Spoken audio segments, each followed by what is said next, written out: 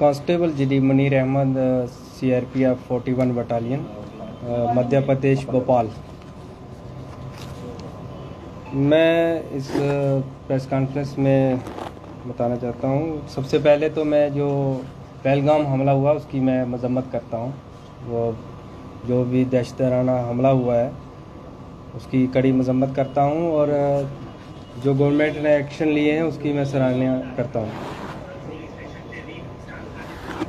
तो मैं आपको बता दूं कि मेरे साथ ये जो घटना घटी है, मैं इसको पूरा बयान करूंगा यहाँ, और प्राइम मिनिस्टर साहब से और होम मिनिस्टर साहब से मैं अपील करता हूँ कि मेरे साथ जस्टिस होना चाहिए, इंसाफ होना चाहिए। जैसा कि आपको पता है कि मैंने एक पाक नेशनल से शादी की। मैं आपको बता दूं कि 47 जब देश विभाजन हुआ उससे पहले ये हमारा परिवार इकट्ठा एक जगह रहते थे। हम यहीं तहसील बलवाल के हंडवाल गांव में। देश विभाजन हुआ उसके बाद हमारे परिवार बट गया, हमारे कुछ परिवार के लोग वहाँ चले गए, कुछ यहाँ रह गए। तो आपस में आना जाना मुलाकात चलती रही। तो उसके बाद जब हमारा टाइम आया तो हमारे माता पिता के द्वारा जो है बचपन में ही हमारी शादी तय कर दी गई। तो फिर मैंने CRPF में ज्वाइनिंग की 2017 में ज्वाइनिंग की। तो फिर उसके बाद जब हमने शादी का सोचा तो मैंने 2022 के 31/12/2022 को मैंने डिपार्टमेंट को इसके संबंध में लिखा कि मैं ऐसे शादी करना चाहता हूं और मेरी कज़न है और मेरे माता पिता के द्वारा ये शादी तय की गई है। तो डिपार्टमेंट ने मेरी उस लेटर पे कुछ आपत्तियां लगाई, जिससे कि उन्होंने मेरे से मांगा कि शादी का कार्ड और शादी कौन सी जगह पे होनी वो और शादी की तिथि।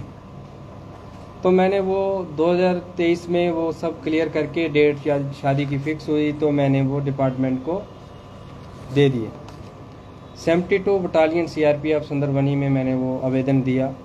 फिर वो मेरा आवेदन जो है DIG रेंज हीरानगर के पास गया CRPF। फिर उसके बाद वो IG सेक्टर CRPF जम्मू के पास गया। तो उन्होंने कुछ और डॉक्यूमेंट मांगे मेरे से, जैसे सरपंच की डिक्लेरेशन अपने गांव की कि मेरी ये पहली शादी है और हमारे पारिवारिक संबंध है, सरपंच से और डिस्ट्रिक्ट डेवलपमेंट काउंसलर से, और खुद मैंने एफिडेविट कोर्ट से और मेरे माता पिता ने अलग अलग एफिडेविट उसके साथ लगा के IG सेक्टर जम्मू में मैंने जमा करवाया। फिर उसके ऊपर जो मेरा लेटर है वो SDG special DG CRPF JK zone के पास गया। फिर वहाँ से वो डायरेक्टरेट CRPF न्यू दिल्ली गया। वहाँ उस लेटर में कुछ समय लगा, 3-4-5 महीने का समय लगा। फिर उसके बाद 30/4/2024 को वहाँ से रिप्लाई आता है, ऑर्डर आता है कि हमने एजेंसियों के जो भी उनके संबंधित होंगे उनके द्वारा हमने उनकी सलाह ली कि इस केस को वेरीफाई किया। फिर उसमें उन्होंने बताया कि एक गवर्नमेंट सर्वेंट जो होता है 1964 के धारा 21(3) के तहत सरकारी कर्मचारी को जब वो किसी विदेशी से शादी करता है तो उसको अपने विभाग को या सरकार को सूचित करना होता है, इंटीमेट करना होता है। तो इसमें साफ लिखा है कि पूरी जांच पड़ताल के बाद ये पाया गया कि प्रार्थी ने डिपार्टमेंट को सूचित कर दिया है। ये लिखा हुआ, मैंने मार्क भी किया हुआ। ये डायरेक्टेड DG CRPF दिल्ली का 30/4/2024 का लेटर है कि प्रार्थी ने सूचित कर दिया। और नीचे ये मेंशन कर दिया कि इसमें NOC का कोई उल्लेख नहीं है, NOC का कोई प्रावधान नहीं है, सिर्फ सूचित करना होता है शादी के संबंध में। तो मैंने सूचित कर दिया, ये इसमें डायरेक्टेड के ऑर्डर में क्लियर है। फिर इसके बाद में मेरे फादर कैंसर से पीड़ित हैं, वो डिपार्टमेंट को पता है, डिपार्टमेंट के थ्रू उनका इलाज भी चला है। फिर उनकी तबीयत अचानक ख़राब हो जाती है, तो हम दोनों परिवारों ने डिसाइड किया कि हम मैरिज कर लेते हैं, वीज़े में अभी टाइम लगेगा, हम शादी कर लेते हैं। तो 24/5/2024 को हमने वीडियो कॉन्फ्रेंस पे शादी करने का निर्णय लिया। तो सब लोग इकट्ठे भी हुए, काजी वगैरह भी आए दोनों तरफ से। तो लाइव टेलीकास्ट पे हमारी शादी हुई। शादी के संबंध में मैंने शादी की तस्वीरें अपने विवाह को दी। उसके अलावा शादी का ये ऑनलाइन वेडिंग का कार्ड और जो भी मैरिज के संबंध में जितने भी डॉक्यूमेंट्स थे, मैरिज सर्टिफिकेट, ये मैंने सब अपनी 72 बटालियन के ज़रिए जमा करवाए। फिर उसके बाद मेरी वाइफ ने वीज़ा अप्लाई किया। तो 28 फरवरी 2025 को मेरी वाइफ को वीज़ा मिल गया था। वो विज़िट वीज़े पे 15 दिन के विज़िट वीज़े पे भारत आई। आने के बाद हमने 1 तारीख को 28 की रात में वो घर पहुंची। एक को हमने सुबह FRO जम्मू में अपनी जो रिपोर्ट करनी होती है, कोई फॉरेनर जब आता है तो FRO में रिपोर्ट करना होता है, तो हमने वो प्रॉपर वहाँ पे रिपोर्ट किया। तो एज ए वाइफ उसको साथ रहने के लिए लॉन्ग टर्म वीज़े की ज़रूरत थी, LTV। तो गवर्नमेंट की गाइडलाइन है कि जब कोई भी महिला या जब किसी भारतीय से शादी करती है तो वो उस कैटेगरी में फॉलो करती है। तो हमने 4 मार्च को ही LTV अप्लाई कर दिया, long term visa. Long term visa apply किया तो 13 मार्च तक उसकी पूरी प्रक्रिया चली। उसमें वेरिफिकेशन हुई CID पुलिस की। फिर उसके बाद 13 मार्च को वो इंटरव्यू हुआ, FRO जम्मू का इंटरव्यू हुआ हमारा। इंटरव्यू होने के बाद ये देखो 13 मार्च 2025 6:02 PM पे ये जो मेल हमें मिली कि आपका जो लॉन्ग टर्म रिक्वेस्ट है, ये नंबर है, has been refer to higher authority for approval. ये MHA को भेज दी गई 13 मार्च को। 14 को हमारा वीज़ा एक्सपायर होना था, तो हम LTV कैटेगरी में आ गए, हमें LTV में स्टे हो गया। उसके बाद हम LTV में रहते रहे। तो अचानक ये पहलगाम का इंसिडेंट हुआ, सरकार ने कुछ निर्णय लिए उस पर। हमें भी उस चीज़ का बहुत दुख है, मजम्मत करते हैं, हम उसके सख्त खिलाफ हैं। सरकार ने जो कठोर फैसले लिए हैं हम उसका समर्थन करते हैं। फिर अचानक से मुझे एक एग्जिट परमिट की मेल आती है, एग्जिट परमिट की एक मेल आती है। तो उसमें लिखा होता है कि आपको जो भारत से जाना पड़ेगा, आपका एग्जिट परमिट ग्रांट हो गया। तो मैंने जब बात की तो उन्होंने बताया नहीं नहीं आप LTV में हैं। कुछ देर के बाद हमें एक मेल और आती है, ये 26 अप्रैल 2025 को 4:42 पे आती है, मेल आती है। इसमें लिखा है कि decision on your exit permit against application number stand cancelled, we are reexamining your case, कि हमें नहीं जाना है, आपके केस के ऊपर दोबारा देखा जा रहा। और गवर्नमेंट ऑफ इंडिया का जो नोटिस आया, जो ऑर्डर आया था, जो ये वीज़े रिवोक का, वो ये है, उसमें क्लियर लिखा है गवर्नमेंट ने, ये सीरियल नंबर 16 वीज़े हैं। उसमें LTV एक ऐसा मात्र वीज़ा है जिसके ऊपर ये कोई भी डेडलाइन लागू नहीं होती। एग्जिट परमिट जो है, एग्जिट वीज़ा, ये सभी हैं, LTV वैलिड है। Issue of new visa allowed, new वीज़े जो मिलेंगे वो सिर्फ LTV को ही मिलेंगे। और ये ऑर्डर डेडलाइन जो है नॉट एप्लीकेबल, LTV पे ये लागू नहीं होती है, ये क्लियर था। हम इस दौरान हम रहते रहे। फिर 28 या 27 को हमें तहसीलदार की तरफ से एक नोटिस आता है विजिट वीज़े का, ना कि LTV का। LTV का उसमें कोई जिक्र नहीं है, विजिट वीज़े का आता है। वो लिखते हैं कि आपका विजिट वीज़ा 22 मार्च को ख़त्म हो गया है। हालांकि हमारा विजिट वीज़ा 14 मार्च को ख़त्म हो गया था, 22 को नहीं हुआ, 14 मार्च को ही ख़त्म हो गया था। तो हमने उस टाइम हमें जाने के लिए बोल दिया, तो हमने अपने एडवोकेट अंकुश शर्मा जी से बात की। तो हमने हाई कोर्ट से अपील की कि हमारे साथ ये गलत हो रहा है कि हमने ये LTV में आते हैं, हमने पूरी परमिशन से शादी की है, CRP को इंटीमेशन किया हुआ है, सारे डॉक्यूमेंट्स लगाए। तो हाई कोर्ट ने उसको सुना। ये उस टाइम सुना जब जम्मू से PCR से हमें रवाना कर दिया था अटारी बागा बॉर्डर के लिए। हाई कोर्ट ने सारी ये चीज़ें सुनने के बाद एक ऑर्डर निकाला, जिसके ऑर्डर के तहत उन्हें बागा बॉर्डर से वापस हमारे घर लाया गया कि इनका जो ये केस है ये LTV में ही फॉलो करते हैं। जब घर आ गए तो कल अचानक मैंने कुछ सोशल मीडिया पे कुछ ऐसे न्यूज़ चैनल में मैंने सुना कि CRPF जवान के खिलाफ कुछ एक्शन लेने वाली है, जवान ने कुछ वायलेशन की है।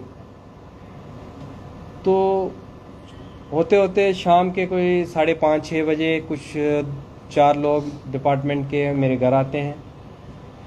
ये 41 बटालियन से आते हैं, कुछ जम्मू IG सेक्टर ऑफिस से आते हैं, CRPF बान तालाब से। उन्होंने आके एक नोटिस दिया। जब मैंने उस नोटिस को पढ़ा, उसमें फर्स्ट पैरे में उन्होंने लिखा है कि जवान ने निकाह की सूचना डिपार्टमेंट को दी है। निकाह ही मैरिज होती है, मैं आपको ये क्लियर करता हूँ कि निकाह ही मैरिज होती है, वो ही मैरिज है। निकाह की सूचना दी है। उसके बाद वाइफ को वीज़ा ख़त्म होने के बाद इलीगल तरीके से यहाँ रखा। हालांकि ये FRO की तरफ से हमें अप्रूवल है, जो कंसर्न अथॉरिटी है वीज़े की, और LTV में उन्होंने स्टे दिया और हाई कोर्ट ने इस चीज़ को माना है। और गवर्नमेंट ऑफ इंडिया की गाइडलाइन भी उस पर यही है, साफ क्लियर है, आप देख सकते हो। इस पर लिखा है नॉट एप्लीकेबल, इस पर लागू नहीं होता जो ऑर्डर निकला है LTV पे। तो उस ऑर्डर में मेरे पे लिख दिया ये सब कारण उन्होंने कि इन्फॉर्म नहीं किया। हालांकि मैंने जब मेरी वाइफ यहाँ आई, मेरे पास अभी भी प्रूफ है, व्हाट्सएप में है। मैंने 72 बटालियन में विजिट वीजे की कापियाँ, अपने निकाह सर्टिफिकेट, ये फ़ोटो, ये सब चीज़ें मैंने 72 बटालियन में भी जमा किए। तो 72 बटालियन में मैंने ये जमा किए थे।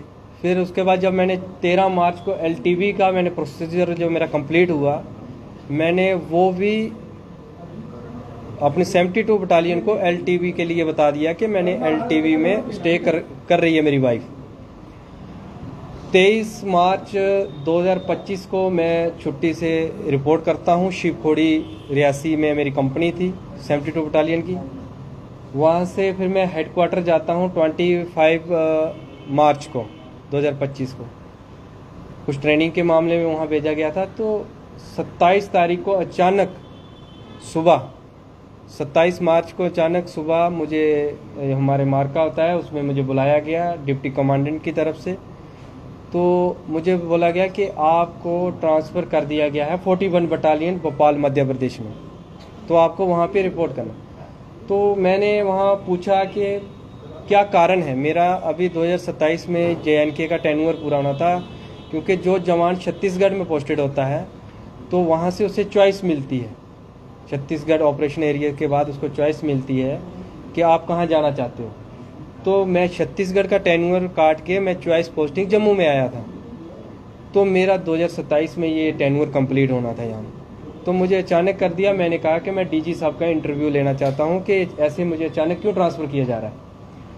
तो उन्होंने कहा कि नहीं, आपको अभी हमने आपका मूवमेंट ऑर्डर निकाल दिया है, आप चले जाइए, आप 41 में रिपोर्ट करिए, वहाँ से आप इंटरव्यू लीजिए। जब भी ट्रांसफ़र किसी जवान की होती है तो उसमें 15 दिन या 12 दिन का डिस्टेंस के हिसाब से JT टाइम मिलता है, जो जर्नी टाइम होता है कि उस 15 दिन या 12 दिन के बाद उसको वहाँ हाज़िरी करनी होती है, रिपोर्ट करनी होती है। मेरे उस ऑर्डर के नीचे लिख दिया JT नॉट परमिटेड, कि इसको JT नहीं दी जाएगी ना। जब जाता है जवान उसको रेलवे टिकट मिलता है, उसको स्टेशन छोड़ा जाता है, उसके लिए आगे की टिकट सारा संबंध। मेरे साथ ऐसा बिल्कुल नहीं हुआ। लेकिन फिर भी मैंने आदेश का पालन करते हुए मैंने मूवमेंट ऑर्डर लिया, मुझे गेट से बाहर कर दिया। मैं यहाँ से निकला, मैं ठीक बराबर 29 तारीख को मॉर्निंग में 41 बटालियन भोपाल पहुँच गया। मैंने वहाँ जाके रिपोर्ट की। मैंने जाते ही फर्स्ट इंटरव्यू में डिप्टी कमांडेंट सर के जाते ही उसी दिन मेरा इंटरव्यू हुआ। मैंने वहाँ पूरी कहानी बताई, ऐसे मैंने शादी की, ये हुआ। उसके बाद मुझे ट्रांसफ़र कर दिया गया। तो मैं डीजी सर का इंटरव्यू लेना चाहता हूँ इसके संबंध में। तो उसके बाद सीओ सर का इंटरव्यू हुआ तो सीओ सर ने कहा कि ठीक है, आप आवेदन दे दीजिए, आप सीओ साहब का इंटरव्यू ले लीजिए और आपने शादी के संबंध में हमारी बटालियन को भी एक आवेदन दे दीजिए ताकि हमारी बटालियन को, हमारे नया सेक्टर, नया जोन है, इसको भी आपकी मैरिज के बारे में इंटीमेट हो जाए। मैंने सारे डॉक्यूमेंट्स लगाए, डायरेक्टेड का ऑर्डर लगाया सूचित होने का, मैरिज सर्टिफिकेट के सारे A to Z प्रूफ मैंने उसके साथ लगाए।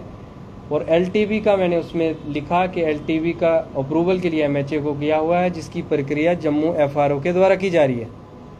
उसमें मैंने क्लियर लिखा है, मैंने सूचित किया, वहाँ सबमिट कर दिया। और DG साहब का मैंने इंटरव्यू के लिए एक एप्लीकेशन दी वहाँ पे। DG सर के इंटरव्यू में मैंने वहाँ उसमें भी यही लिखा कि मैंने ऐसे से शादी की, ऐसे सूचित करके मैंने प्रॉपर चैनल फॉलो करके मैंने शादी की। और मेरी वाइफ जम्मू में है, मेरे पेरेंट्स जो हैं बीमार हैं, फादर कैंसर पेशेंट है, डिपार्टमेंट उससे पहले अवगत है, डिपार्टमेंट के थ्रू उनका ट्रीटमेंट मैंने करवाया है टाटा हॉस्पिटल मुंबई में। तो डीजी सेक्शन दे दी, वो अभी अंडर प्रोसेस में है, अभी मतलब उसकी अप्रूवल आनी है इंटरव्यू लेने के लिए। तो उस दौरान ये इंसिडेंट हुआ, गवर्नमेंट ने कुछ गाइडलाइन निकाली, तो मैं 6 दिन के लिए छुट्टी मैं घर आ गया। इसके संबंध में मैं घर पहुंचा, उसी दिन ये नोटिस 12 से हुआ हमारे साथ। हाई कोर्ट से अपील की, हाई कोर्ट ने हमारी बात को सुना, हमें रिलीफ दिया। तो फिर ये अचानक से 41 बटालियन की कमांडेंट सर की तरफ से ये लेटर कल मुझे रिसीव हुआ। उसमें उन्होंने इस चीज़ का उल्लेख किया है कि आपने डिपार्टमेंट को बताया नहीं, और उसी में एक चीज़ ये भी मेंशन की है कि निकाह के लिए बताया है। निकाह ही शादी होती है, निकाह नामा ही मैंने उनको दिया है। और इस चीज़ को ये डीजी डायरेक्टेड का जो लेटर है उसमें भी ये क्लियर है कि डिपार्टमेंट को मैंने सूचित किया है, और एनओसी का कोई उल्लेख नहीं है, सिर्फ इंटीमेशन करना होता है। तो इसके बरहस मुझे डिसमिस फ्रॉम सर्विस कर दिया। तो मेरी प्रधानमंत्री जी से और गृह मंत्री जी से अपील है एक जवान की हैसियत से ही कि मेरे साथ जस्टिस होना चाहिए। जब मेरे पास डॉक्यूमेंट कंप्लीट हैं, हर चीज़ मेरी प्रॉपर है, तो ऐसा क्यों? ऐसा क्यों? आगे का स्टेप क्या रहेगा आपका? मैं न्यायालय जाऊंगा, मैं हाई कोर्ट जाऊंगा। इसके संबंध में मैंने दे दिए हैं डॉक्यूमेंटेशन इसके बारे में कि ये कोर्ट देखेगा इसमें कि क्या मेरे डॉक्यूमेंट सही हैं, क्या गलत हैं, इस चीज़ जस्टिफाई होंगे। आपका कहने का मतलब है कि आपकी डॉक्यूमेंटेशंस क्लियर थे, जी, लेकिन आपके साथ नाइंसाफी की गई है। जी, आप ये कहना चाहते हैं? जी। तो जिस तरह से लॉन्ग टर्म जो वीज़ा अप्लाई किया था उसका अप्रूवल अभी तक नहीं आया था। नहीं, उसका जो प्रोसेस, जो उसका प्रोसीजर है पूरा, वो आप जब किसी विजिट वीज़े पे आते हैं तो आपको इन टाइम में उसको अप्लाई करना है, और उसका फाइनल स्टेप होता है इंटरव्यू। वेरिफिकेशन होने के बाद इंटरव्यू, और इंटरव्यू के बाद अप्रूवल के लिए भेज दिया जाता है। तो अप्रूवल में उसमें टाइम लगता है। लेकिन जब तक अप्रूवल नहीं आता तो क्या आपको राइट है कि यहाँ पर जी, स्टे कर सकें? जी, जी, उसकी गाइडलाइन में है। LTV की जो गाइडलाइन है वो कोर्ट ने भी पढ़ी है, और जो आपने देखा होगा कि मैक्सिमम लोग जो अप्लाई किए हुए हैं, मतलब प्रोसेस में है, तो वो ये जो कंसर्न अथॉरिटी होती हैं ये पहले इन्फॉर्म कर देती हैं कि आप स्टे कर सकते हैं। इलीगल तरीके से आप ही बताओ कि कैसे रह सकता है इंसान, जब सब कुछ ऑन रिकॉर्ड है, जब आ रहे हैं तो कोई रह सकता है? ये बात है।